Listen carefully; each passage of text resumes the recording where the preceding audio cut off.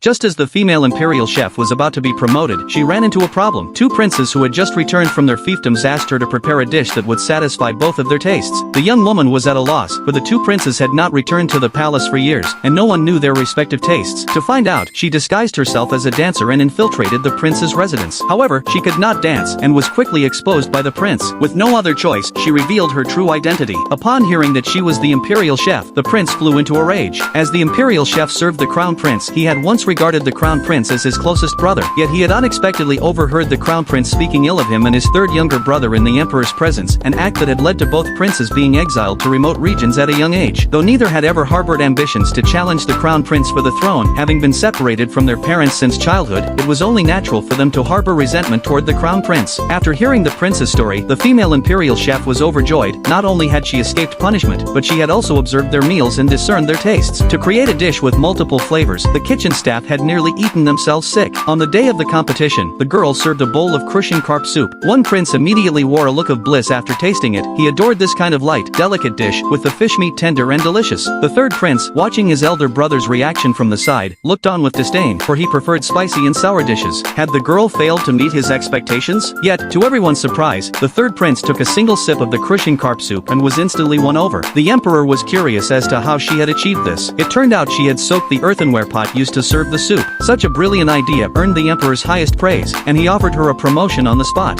Meanwhile, the crown prince was also very pleased with the girl's performance. He confided in her that, although he and his two younger brothers had always gotten along well since childhood, the power struggles behind the scenes were deeply entrenched. If he didn't send them away, he wouldn't harm his two royal brothers himself, but he would certainly be targeted by the forces behind them. The girl understood the crown prince's predicament, so she called out loudly to the two princes hiding behind the rockery. The three of them were finally reconciled.